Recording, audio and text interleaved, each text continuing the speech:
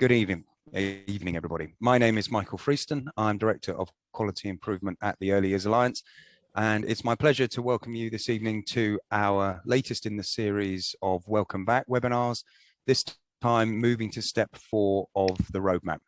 I'm delighted to be joined by my colleagues, Shannon Pite, Communications and External Affairs Director at the Alliance. Say hello, Shannon, please. Hello, everyone. And Melanie Pilcher, Quality and Standards Manager. Hello, everyone. My role today is to act on two vital elements. One is making sure we move the slides on in time with everybody's requests, but also to channel your questions and comments back to our expert in-house speakers today. These sessions are sharing as much information you back to us as the other way around. We will present a series of information from our understanding of latest government guidance, but also give consideration to what we feel are the implications of those changes for your practice. But obviously, your lived experience is as valuable to us and to everybody else as well. So if you feel there are comments you'd like to make more broadly, or questions that you have on anything that we present, please do drop a note into the chat box. Please don't use the Q&A because that is really too much for my little brain to comprehend when I'm looking across different platforms, etc. So without further ado, I shall make sure I'm on the right screen. And just to reflect on the aims for today's session, to consider the updated guidance for early years and childcare providers from the 19th of July, now that step 4 has commenced, to discuss the implications of these for the sector, and to identify the actions that providers may need to take, including risk assessments, contingency plans, and other factors. On that, I shall move over to Shannon, I think, in the first place. Please, Shannon. It is. Thank you very much, Michael. Hi, everyone. As Michael has said, we're looking today at the implications for the sector of the move to step 4 of the government's roadmap out of lockdown.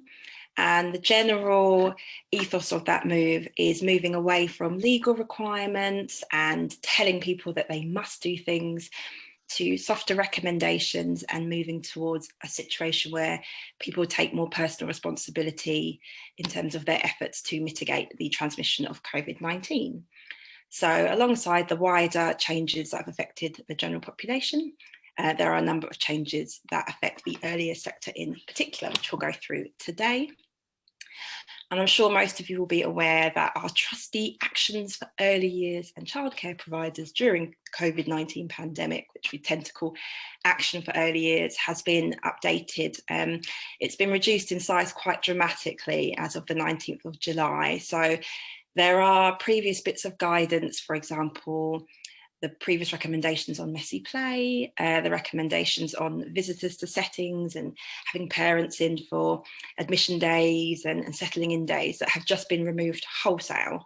And they've been removed to reflect the fact that the government no longer has any recommendations for those actions. So it's completely up to providers how they choose to do those things. So we're at a point where it's not back to normal, and Mel and I were having a communication just before this about the fact that we aren't back to normal. So it's not that there is no longer any mitigations or protective measures being taken, but the number recommended by the government has been dramatically reduced.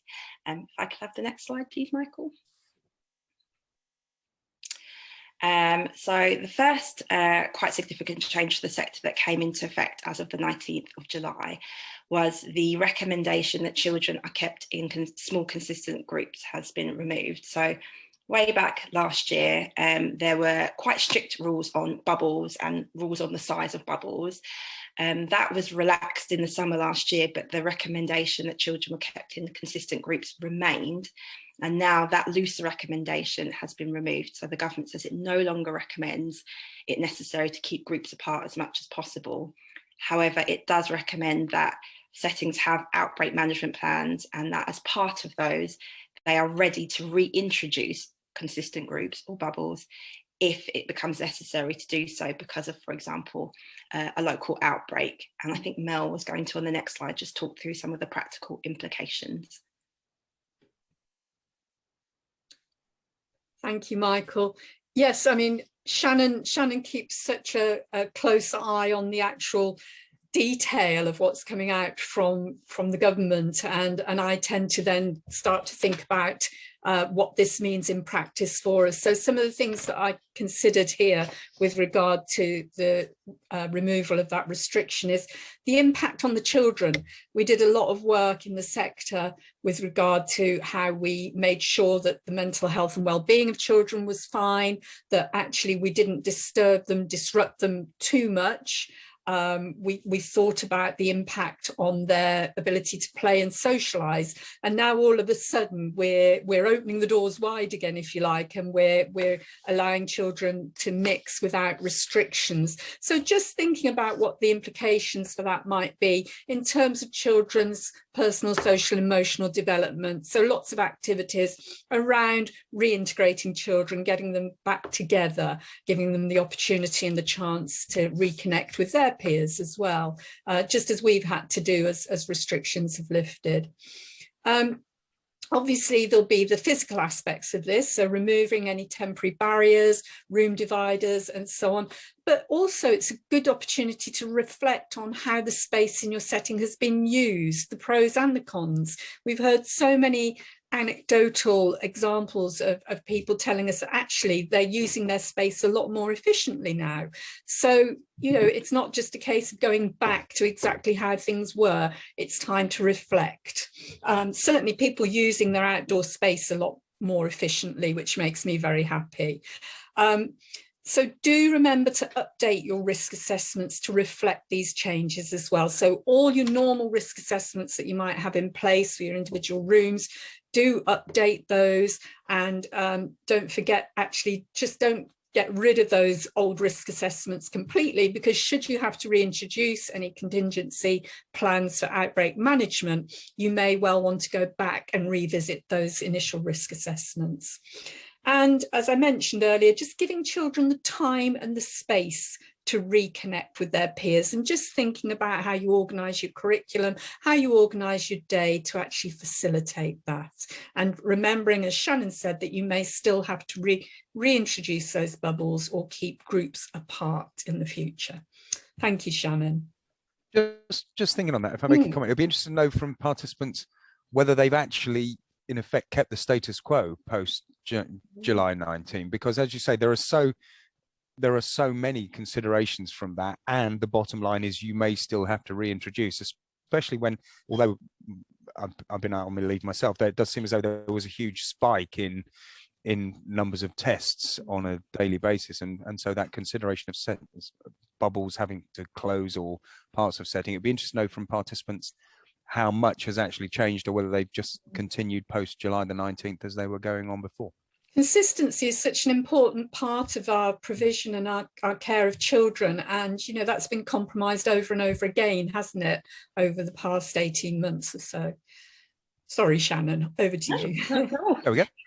And another significant change that again is kind of nationwide but impacts on earlier settings is the fact that face coverings are no longer a requirement by law on public transport, in shops and other areas.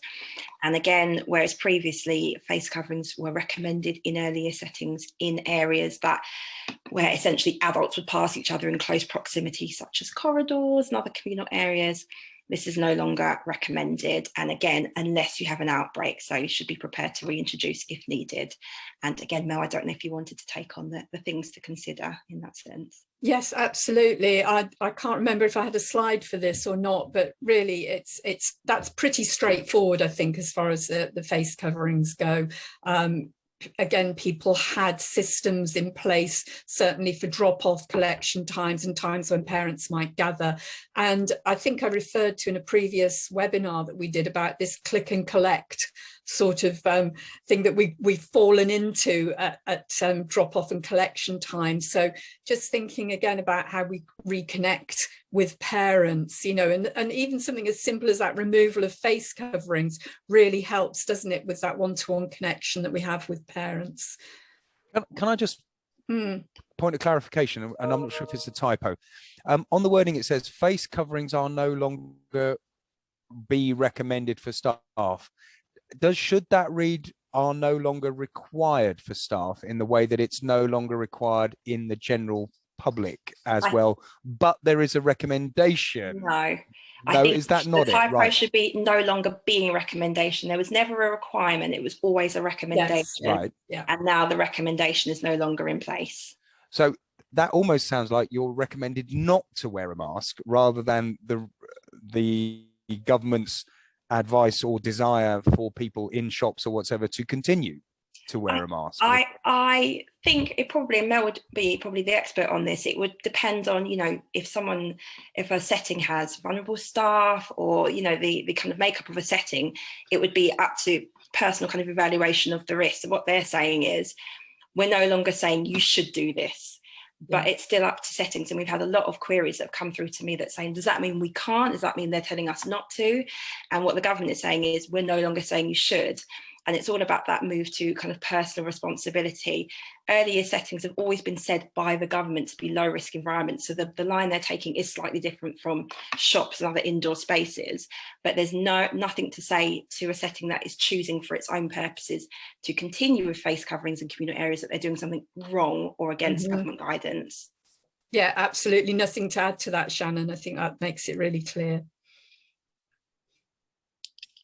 Okay, the next one is contact tracing. I'm sorry to laugh. I think every time I do a webinar with Mel and Michael, there's always one topic where I've just about grasped the government guidance myself and kind of dread having to explain it because it's not the clearest, and it's contact tracing on this one. So please bear with me. We're right with you, Shannon. Here we go. Right. The contact tracing is essentially if there's someone who tests positive for COVID, it's ensuring that people that have been in close contact with them are made aware that they have been in contact with a positive case and therefore need to self-isolate. So just to ensure that everybody understands what we mean when we talk about contact tracing. So what the government announced is that as of step 4, the 19th of July, responsibility for contact tracing for a child in an earlier setting or a member of staff in an earlier setting that tested positive has been taken away from providers and given to NHS Test and Trace, who are generally responsible for that. So the question that everybody had was, how on earth will that work in practice? So the concern was that, for example, you have a child at a setting that tests positive, NHS Test and Trace calls their parents and says, who's that child been in contact with? And the query was, well, how on earth will that parent know who that child has been playing with and interacting with at a setting? And the reason that this confusion has been caused is that the government, I feel, hasn't made it sufficiently clear that another change has come into effect, which is that being in an educational setting, including an earlier setting, no longer sort of counts as a close contact. So if you're in an earlier setting with an individual that's tested positive for COVID-19, they've put it in very vague terms. It will not necessarily mean a person is identified as a close contact. Close contacts in an educational setting will be traced if the positive case specifically identifies that person as having close contact in a social setting, for example, a sleepover. So what this essentially means is that if a child that attends an earlier setting tests positive, Test and Trace is only really interested in people that they have had close contact with in a social context.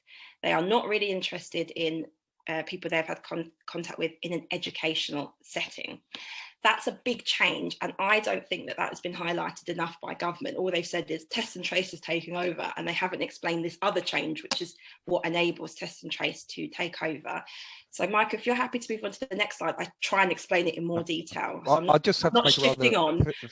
Facetious comment is: have they made that distinction clear to the virus?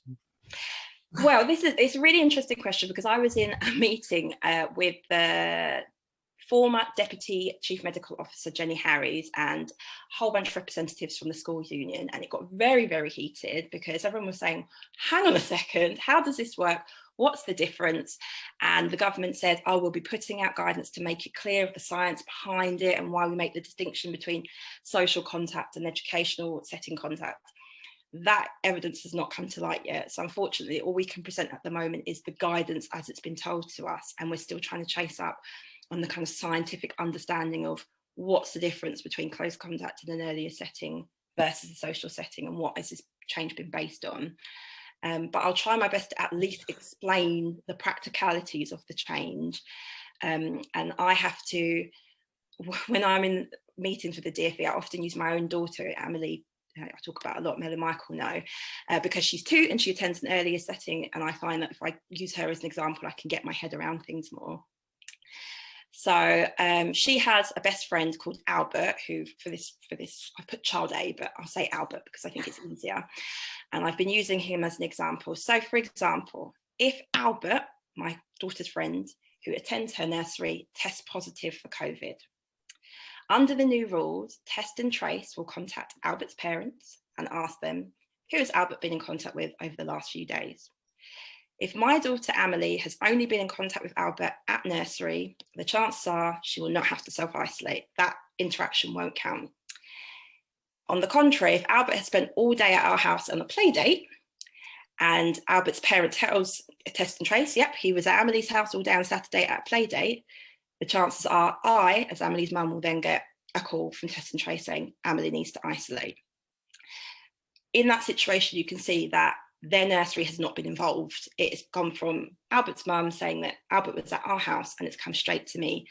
Their contact at the earlier setting, it doesn't count. The guidance states that parents should still inform their setting if their child has tested positive. I mean, as a basic, premise that the child won't be in the setting because they'll be isolating. But also because providers may want to make parents aware that they've had a positive case. Now, they wouldn't say Albert has tested positive for confidentiality and GDPR reasons, but they may want to let parents know so that they're aware. If parents want to take particular protective measure steps themselves, if they have someone vulnerable in their family, if they want to reduce social contact of their own choosing, providers have the option to choose to inform other parents that there has been a positive case, but they would not be required to try and track down which children Albert has been in contact with. That is now left to Test and Trace. And Shannon, am I right in thinking, I'm sure I've read this as well recently, that in some circumstances, Test and Trace may contact the setting, but only in certain circumstances. And I don't think they've really clarified what those circumstances might be. Yeah, in the guidance, it talks about exceptional circumstances, a similar, something like an outbreak. So if it's kind of running riot and they're like, okay, we really need to track this down because it's getting a bit out of control. In those circumstances, they may say, okay, who was in on this day? Because a lot of children, are starting to catch it. But they'd say that is the exception, not the rule, Mel. You're right. It's an exceptional circumstances. And on the whole, the setting shouldn't have to be involved.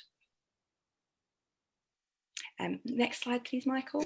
And sorry to just put you on the spot. And if you don't know, this is fine. What's the evidence on young children as spreaders of the virus? Is there anything on that? We have been asking this question since, well, at the very least January, when the government said that primary schools and secondary schools had to close, but early years could remain open. And we were kind of querying what's the scientific evidence? And the government have always said that early years environments are low risk environments, and that young children are both less susceptible to COVID, less susceptible to getting seriously ill from COVID, and less likely to spread it. But they've never really presented clear scientific evidence, and particularly of new strains of COVID. So the original strain of COVID, they had pretty clear evidence that it didn't spread so much amongst younger children. But when the Kent variant came out, or the beta variant now, I know the names have changed, and the Delta variant, the new variant, I'm not aware that the government has produced similar evidence to suggest that the same is the case. So there's early evidence from the original strain of COVID that under 5s and younger children were less likely to spread it, but I'm not aware of more recent evidence with the newer strains. That's about as best as I can answer, I'm afraid. Oh, you're on mute, Michael, if you're... Oh, I was just saying thank you very much. Key changes from 16th of August. Right, so those are the changes that have come into play already, and then just for fun, there is another set of changes that come in on the 16th of August, and that's about self-isolation for close contact. So if you have COVID symptoms or test positive for COVID, nothing is changing. You self-isolate. So that's really important to note, that if you have high temperature, new and persistent cough, or a loss of or change in taste and smell, you should always isolate. And obviously, if you test positive for COVID, you should always isolate. What is changing is the rules of self-isolation if you have been in contact with someone who has tested positive for COVID. As of the 16th of August, if you are an adult who is fully vaccinated or an under 18, you do not have to isolate if you are told that you have come into contact with someone who has tested positive for COVID. The reason it says under 18 and 4 months is that the government is trying to give those young people who have just turned 18 but haven't had a chance to have their 2 jabs a little bit of extra time to get their second jab. So it's not smack bam on your 18th birthday. If you turn 18 on the 17th of August, you're now counted as an adult. You get a little bit of leeway. So that's why it's 18 and 4 months. So, for example, if I, who am a little bit over 18, was contacted by NHS Test and Trace and told after the 16th of August that I'd been in contact with a positive case, I've had my 2 jabs. So rather than being told to isolate, I would be advised to take a PCR test. PCR test is the test for COVID that you normally take when you have symptoms, so as opposed to a lateral flow test. It's not a legal requirement, it is advice, but obviously in terms of curbing the spread of COVID, it is advice that people should take seriously. And for children who are aged under 5, they would only be, or their parent would only be advised to give them a PCR test if someone in their household had tested positive for COVID, not wider friends and family. And this is what comes into effect as of the 16th of August.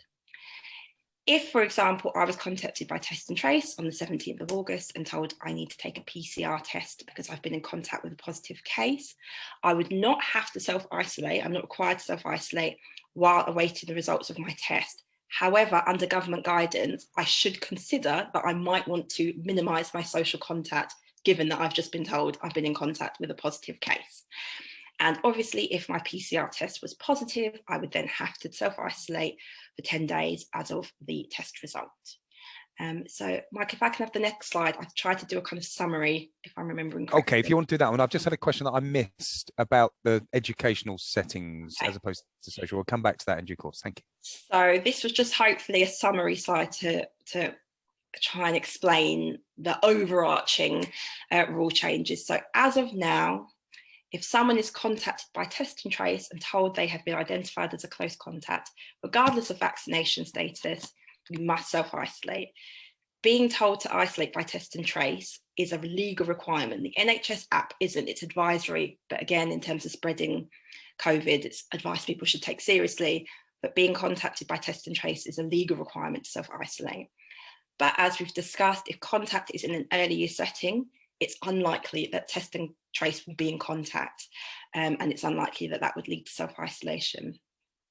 As of the 16th of August, double vaccinated adults who are contacted by Test and Trace would be advised to take a PCR test. Adults that have a single vaccination or aren't vaccinated will be advised to, will be told to self-isolate as they would have done beforehand. Under 18s would be advised to take a PCR test, and under 5s would, but only if that positive case is a household contact. So that's a slide that I hope kind of gives an overview of the advice and how it's changing. Beautifully done. Thank you. That's the first time I've understood it. Just a question in terms of, and it's on this slide as well, the close contacts, social as opposed to educational. A question from Sarah. Presumably that's not the same for staff in the setting. It's a work. The guidance just talks about close contact at a setting. It makes no distinction between staff and children at the setting. It talks about contact in an earlier setting. So we have about a list of 16 questions that we've sent to the DfE about this guidance to try and get some more information, because, for example, one question I've had is, what about a childminding setting? Because if a child in someone's home counts as a social setting, a childminder operating from their home, that is an educational early year setting, but it's also the home environment. So that feels like a bit of a grey area, and it's not clear where the science would have that. But as it stands, Sarah, the government's guidance makes no reference to children at an earlier setting. It just talks about cases and close contacts. It makes no distinction between children and adults. Well, presumably that's something that the teacher unions are pressing on as well, because Well, as I say, in the meeting that I was in, there were some strong views about the lack of clarity on the science guiding it and understanding what the basis was to make that distinction. As yet, the government just hasn't given that information. But as always, we are chasing. I think I'm sure I must be on divert to junk in some DfE officials inbox, because we do like to send a lot of questions. But we are chasing, and of course, as soon as we get more information, we'll provide an update. Thank you. And then this is my last slide before I pass across to Mel, but it was the DfE have produced an FAQ, quite a useful FAQ, and Mel's kindly put the link in a slide at the end of the presentation, alongside some kind of graphics on the steps taken if someone has a positive case, and a template letter to be sent to parents to explain these changes. But on the FAQ, there was a question saying, can I refuse to allow close contact to attend my setting as of the 16th of August? So it would be a situation where, for some reason, the setting is pretty confident that a child is a close social contact of a positive case, but the parent of that child wants to bring them in, whether or not test and trace have been in contact. The parent of the child say, no, they're fine to come in, and the setting feels very strongly they're really not. The government guidance does say that settings can decide to refuse that child if, in their reasonable judgment, it's necessary to protect those within the setting from infection with COVID-19. So I just thought it was important. It says that you need to weigh it up with the educational impact on that child and if it's in line with current public health advice. But I thought that there may be some concerns from providers that, they're put in a situation where they're being told they have to take a child in when they don't think it's safe. And there is this in the government guidance that said that's not the case.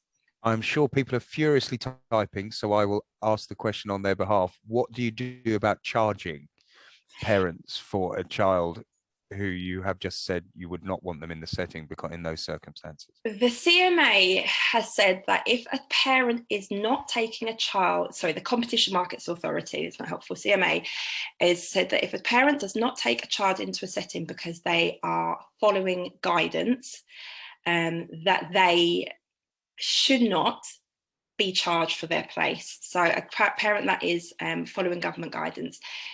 If a parent has been told by the setting, you cannot have your place because we do not think it's safe to do so, that is not something that the CMA has clarified to us. So that's something I'll take to the DfE, because in that case, it's the setting that is following government guidance. So I'll take that to the DfE.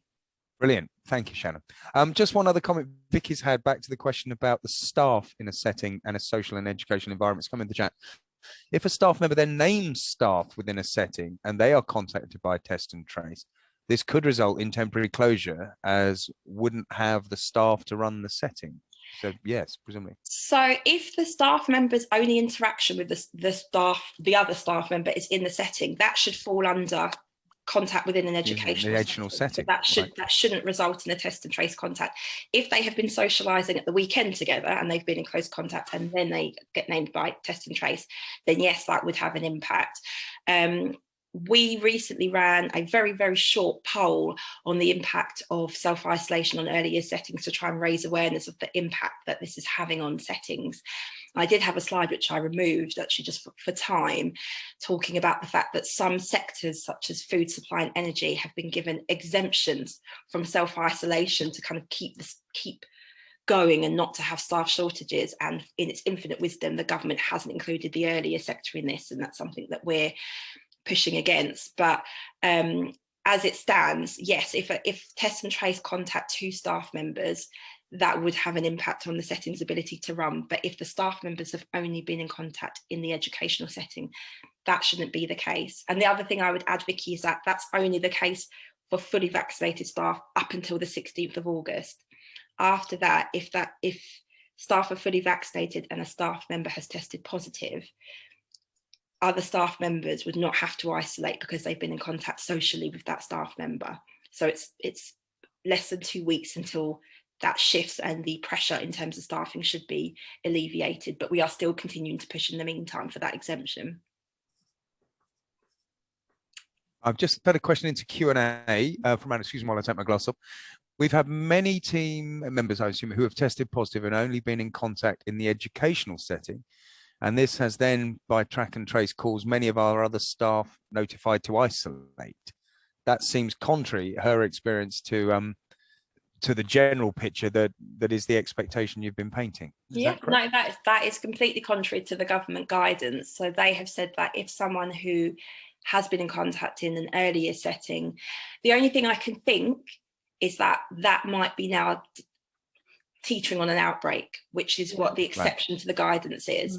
Is that, and that's what the government says, that when a setting might need to be getting involved in test and trace is if there's an outbreak. So it does look like actually it's spreading at the setting, and in that case then it would be okay, other people at the setting now need to be looked at as close contacts because there's clearly something going on. Great. So that would be my instinctive response to that, but without knowing the details I couldn't be sure.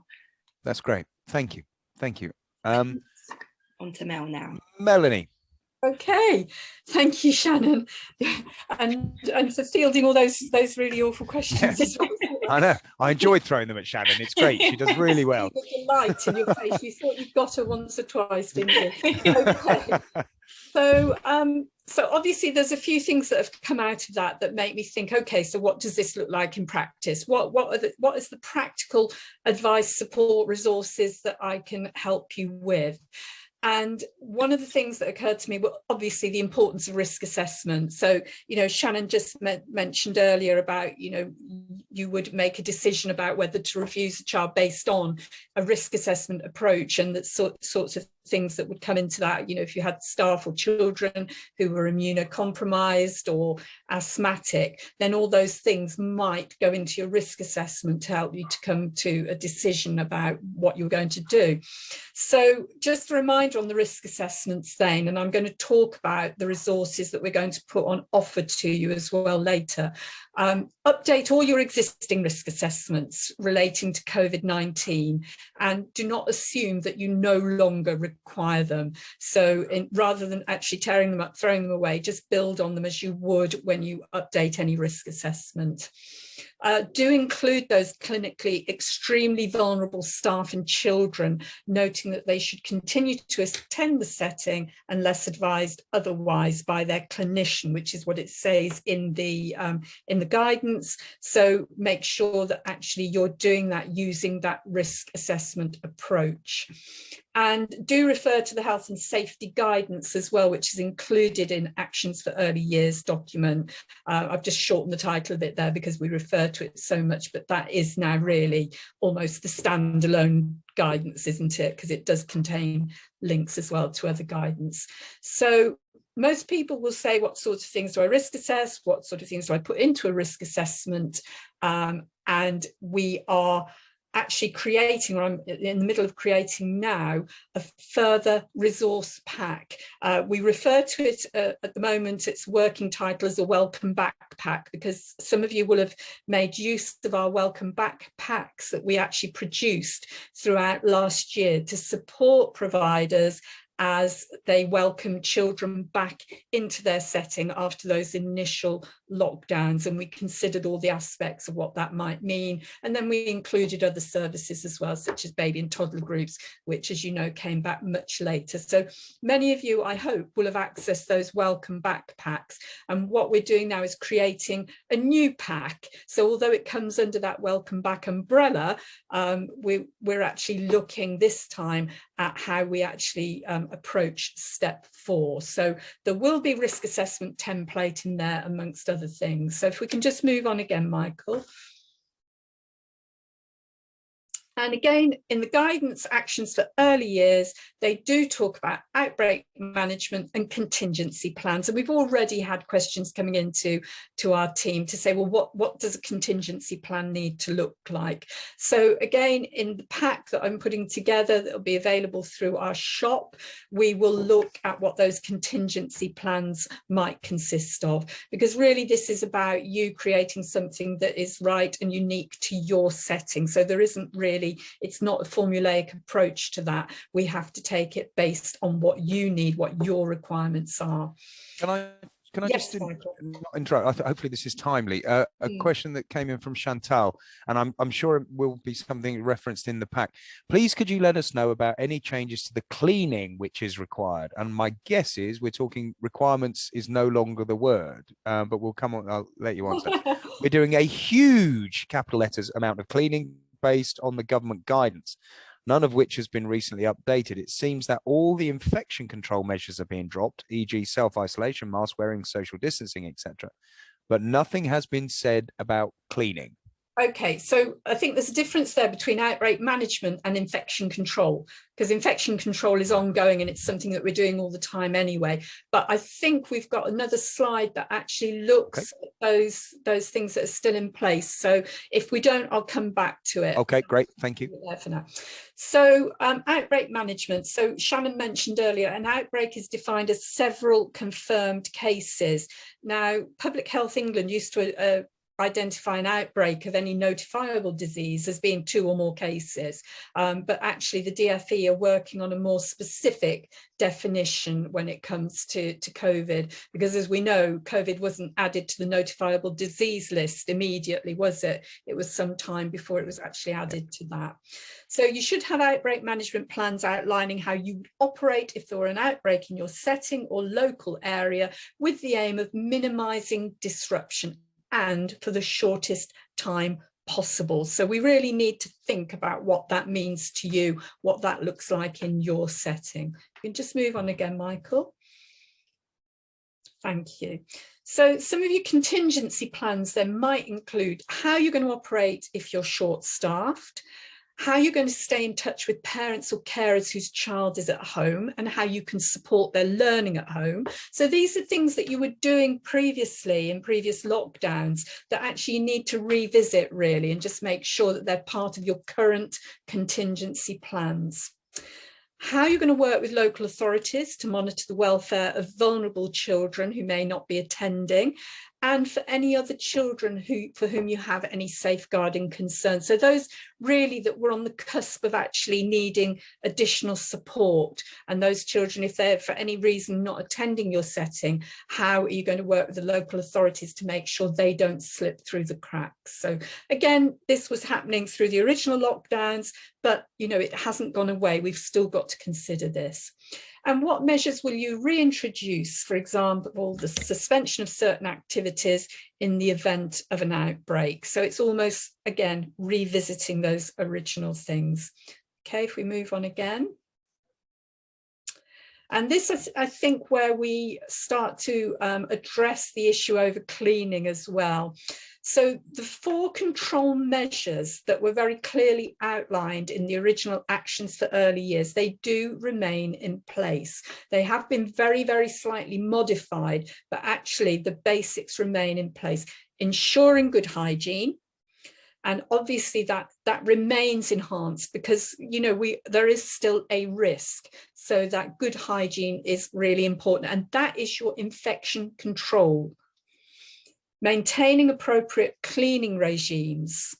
So again, we know that we were asking people to deep clean if they had an identified case in their setting. So maybe those deep cleans wouldn't have to happen unless there was an identified case in your setting. Keeping those occupied spaces well ventilated, that was another of those control measures that remains in place. We've been doing it for nearly 18 months now, so these are things that it's going to be quite easy to maintain. And of course, following public health advice on testing, self-isolation and managing, which are all the things that Shannon has covered so well. And also just a reminder to everybody that the disapplications and modifications to the EYFS actually end on the 31st of August. So those were the things, particularly with the learning and development requirements, whereby if, because of issues related to an outbreak, you weren't able to deliver the learning and development requirements fully to the EYFS, then that would be taken into consideration and you could disapply and modify parts of the EYFS accordingly. Those will actually, as it stands now, end on the 31st of August. And I don't think there's any suggestion, is there, Shannon, that might be extended, Michael? No. Not so that no. That's your cut-off date.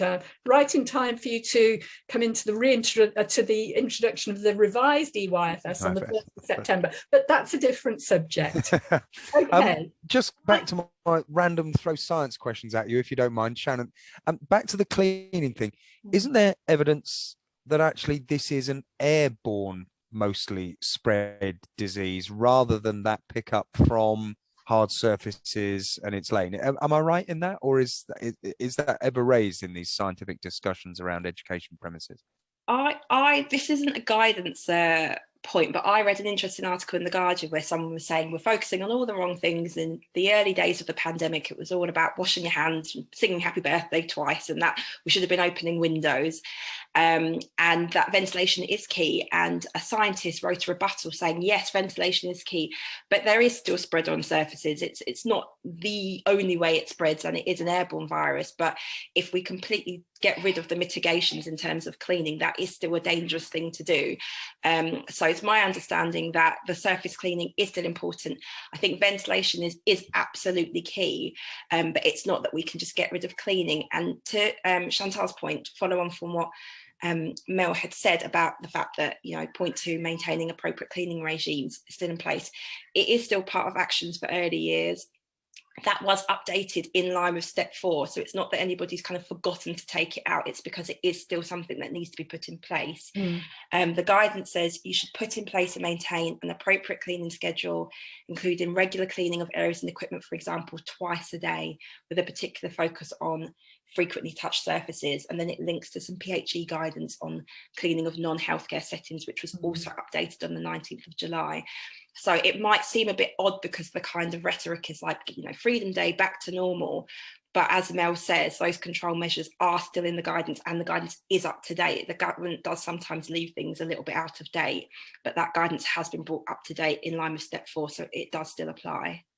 Great. And really what helpful, I would say with my infection control hat on here a little bit as well, Michael, is the fact that all the hard surfaces, the virus can remain active on hard surfaces for a period of time. And in early years, we're very, very used to infection control. We're very, very used to having rigorous hygiene procedures.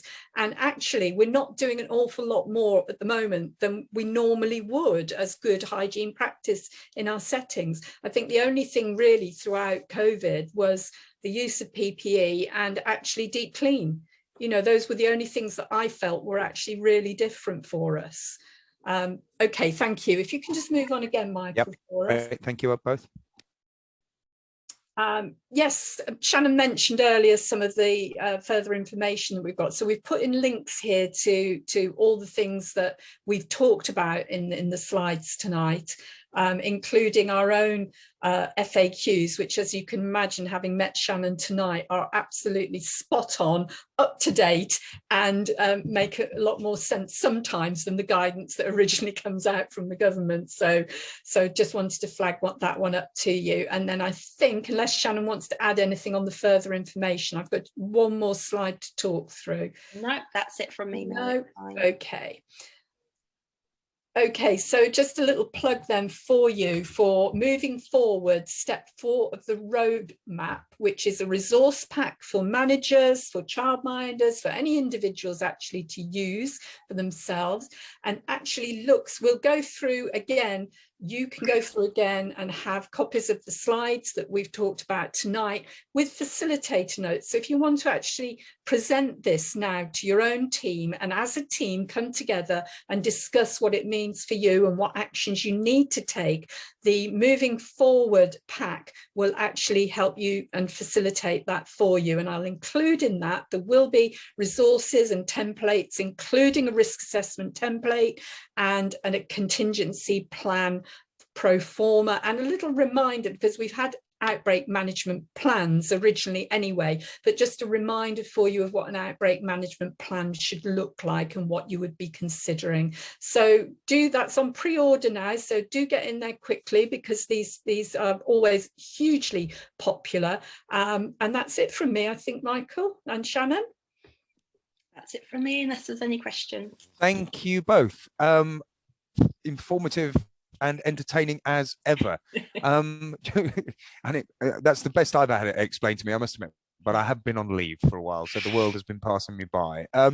So while I just witter on inanely for a couple of seconds, just in case there are any other questions that come on, I do find it fascinating. I've always tried to trip up Shannon on these things, and she just comes back absolutely brilliantly every time. It's tremendous. Thank you. Right. Other than that, looks like I will just draw it to a close there, just because there's lots of things happening in my kitchen as well. So just some comments that have come in. So helpful and saving so much time. Thank you, Kim. I hope you found it very useful, and others as well. As I said at the beginning, the session has been recorded and will be available on our YouTube site to you to watch again once it's been given a rating by the people as an 18 or a 15 or however you want to talk it. And the slides will be circulated to everybody who was registered. Beyond that, I hope it's a sunny evening where you are. Go out and do it. My thanks to Melanie and to Shannon, and we hope to see you all again when they change the guidance as we go on in due course. Goodbye, everybody. Thank you, Shannon. Thank you, Melanie. Take care. Thank you. Good night. Thank you.